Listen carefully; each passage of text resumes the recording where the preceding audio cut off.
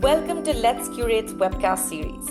Our fourth international jewelry exhibition, The Magic of Chaos, is now live. This year's theme focuses on makers whose aesthetics break the rules when it comes to concept and form to give birth to a new creative order. Today we're speaking to Bjorn Altmann, co-founder of design studio Portal Jewelry based in the UK. Welcome, Bjorn. What a pleasure to have you with us today. Thank you for having me. I'm so excited to talk to you about your journey, and I'm always interested in sort of going back. What is your earliest memory when it comes to creating jewelry, or sort of just the process of creating? Well, it's quite interesting actually. This is a long time ago. It must have been in 1992 when I attended the Waldorf School, and we did a metalworking class.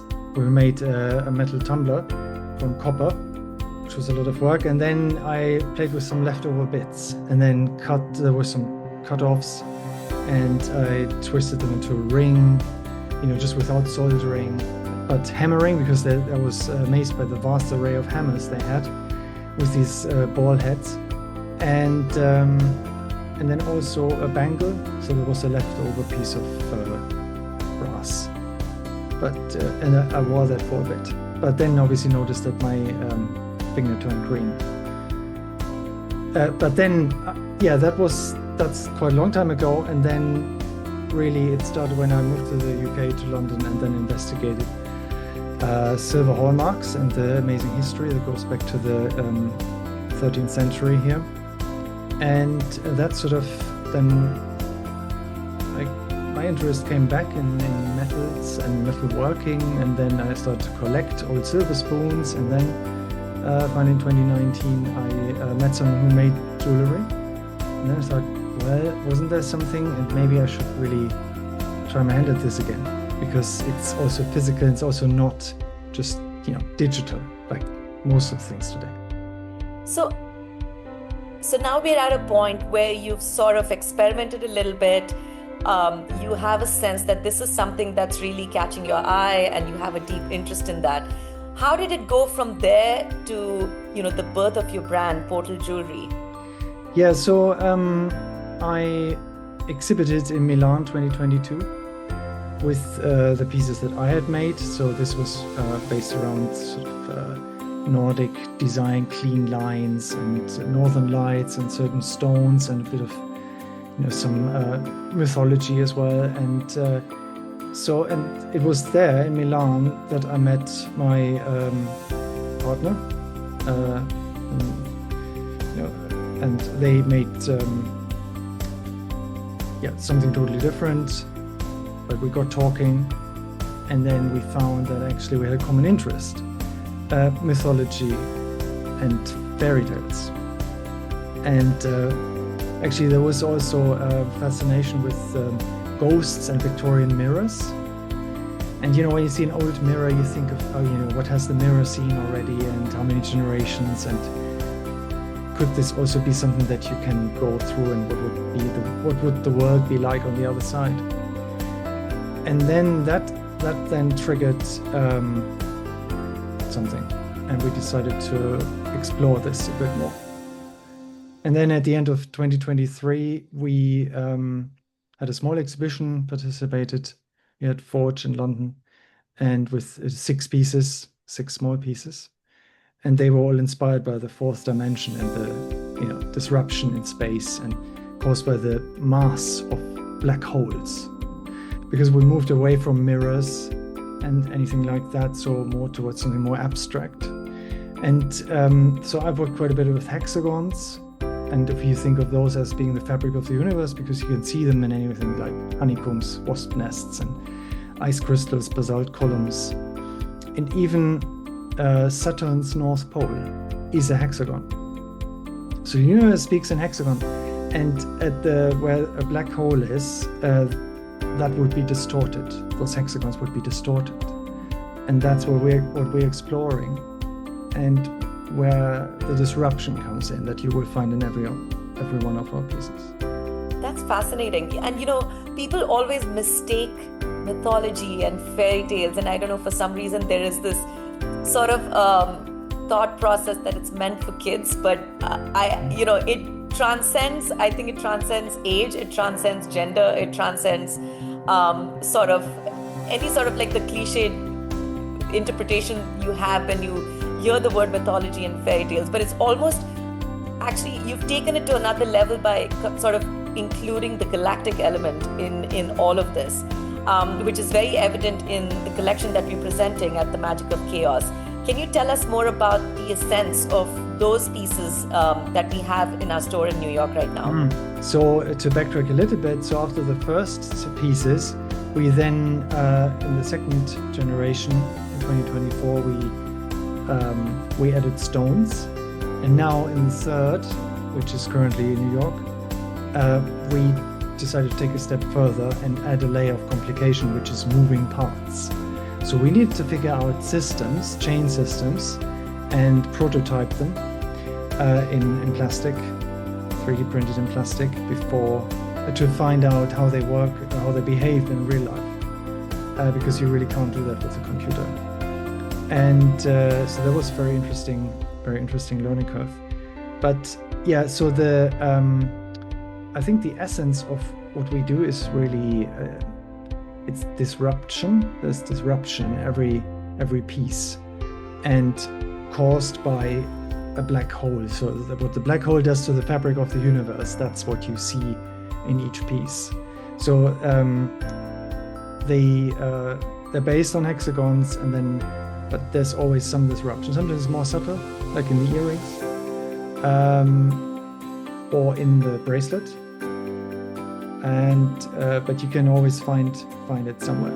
So it's not just that's also a challenge when thinking about symmetry. And normally humans gravitate towards symmetry because it's considered to be beautiful.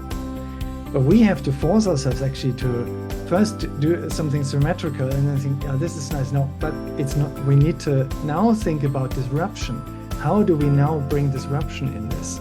And then, this is not now, and this is too symmetrical. No, we have to change that.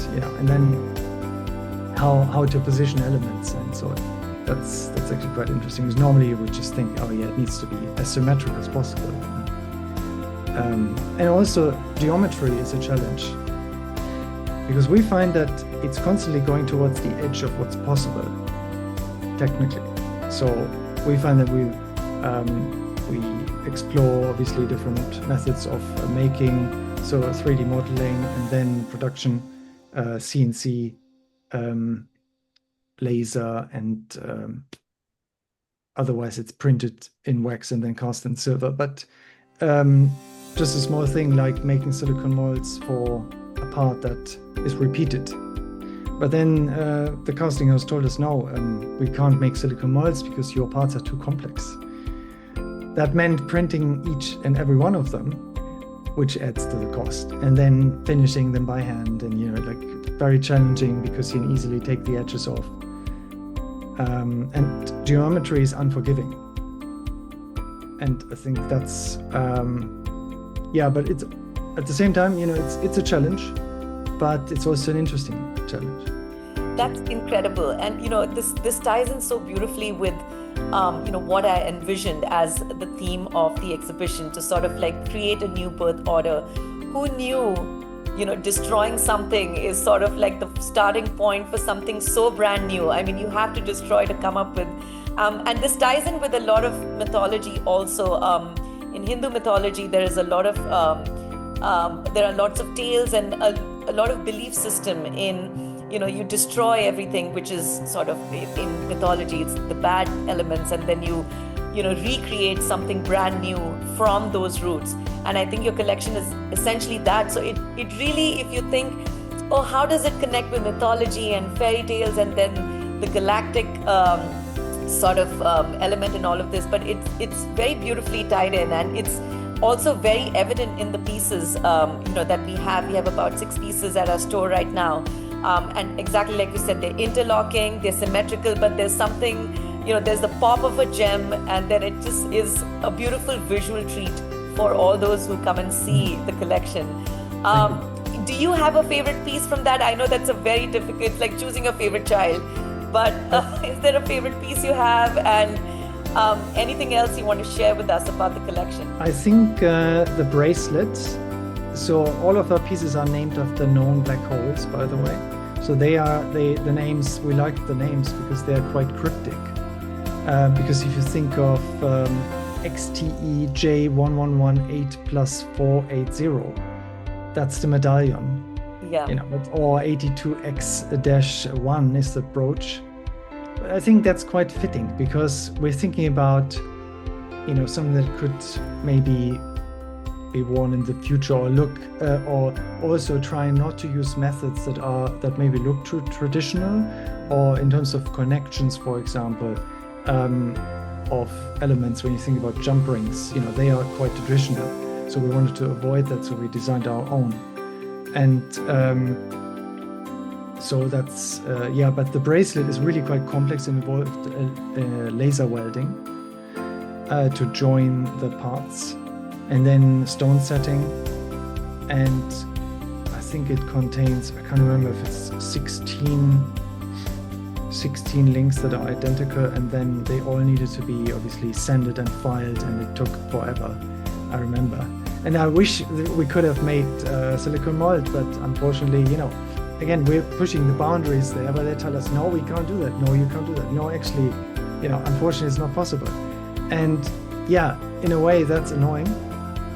But on the other hand, it's also interesting when you think, oh, this hasn't been done before, or people don't tend to do it because it's so difficult, or you then realize, oh, it's actually really difficult to work with geometric shapes, because you can tell if something is off. Or we even tried to outsource and it didn't work. So now we're learning to do our own finishing, and we share the work and we learn together. So it's been a very rewarding journey. And, who would have thought? I mean, with the fairy tales, as you say, that's, I find it, when you think about pathways or portals that can only be used once. I mean, there's quite a bit that I remember, for example, it's, I think, in southern Germany, and where the castles are along the Danube River, and that someone was given a special flower with which he could open the gates to a castle in which was deserted, but he found gold there. But he forgot the flower and the gates closed, and he could never go back. Oh, wow. Things like that. Or, I mean, that's just, I find it fascinating. Or in the Swedish fairy tale, I think it was Swedish, there was something underneath a rose bush. There was a hole, an entrance to some sort of underground labyrinth. And again, that one day it was just gone, and they couldn't go back. And I think this is, it's just, that idea has always been fascinating to us. That's incredible. We all need some magic in our life, and whether you're actually creating it. So I think you've sort of elevated your life in a creative way, in a much more fulfilling way. So I totally see how fulfilled you are. When you talk about it with such passion. What's next on the horizon? Do you think you'll stick with this theme, which is such a wonderful theme? I hope you do. I would love to see more of, more interpretations of this sort of like complex, magic, realism, and the scientific elements behind the galaxy, that sort of thing. Or are you sort of closing that chapter? So we're always, when one thing is done, then we're also already thinking about the next. So we are currently working on something, which is also because briefly my background is in branding, but I also do illustration. I've worked within the watch industry, and now we actually managed to create a link between watches and jewelry, and we're making a dial. Wow. And that's obviously working on a much smaller scale. Again, challenges. Below 0.7 millimeters, you can't cast anything. It's too thin. So you can't CNC. The drill would make our nice, edges round. And you can't laser it because the steps are too small. challenges. Again, we reached the edge. This is not possible, they say. And then, we found a way to do it. But it's very interesting because the watch brand also has a bit of, there's an overlap also to do with space. And they 3D print in titanium. So we will see where this goes. Possibly January, February, something might emerge there. But also we've explored titanium. And laser cutting this time. So it's quite interesting. Also, again, the company then first they said, "Oh, what is this? What are you trying to do here? Now this is difficult, or maybe that's not possible." And how interesting. But in the end, it was. But it's just that because I think when you use materials or try to do something that's normally not done with that application, then so you sort of meet boundaries. But that's also interesting, what's possible in this, even in 2025. It's not that easy to bring your ideas into reality. But when it does happen, you come up with the collection like the way you have, and then it's cutting edge. You're not just meeting the boundary, you're pushing the boundaries. And that's, that is what is so thrilling about, for me, to, have brands like you and designers like you in our network, because that's essentially what we're trying to show the world, about people like you who are seriously recreating from what is sometimes rejected as not possible. Like you said, it's happened with you multiple times, and you found a way, and this is what we want to celebrate, especially at my platform. And I'm so thrilled that you're part of this exhibition, and I cannot wait to see the next collection. I'm sure it's going to be just as spectacular, if not more, than the current one. I want to let our listeners know that the Magic of Chaos is ongoing until December 20th, and we hope you all enjoy and purchase these one-of-a-kind masterpieces. For more updates, follow us on Instagram at @lets_curate, and happy curating, everyone.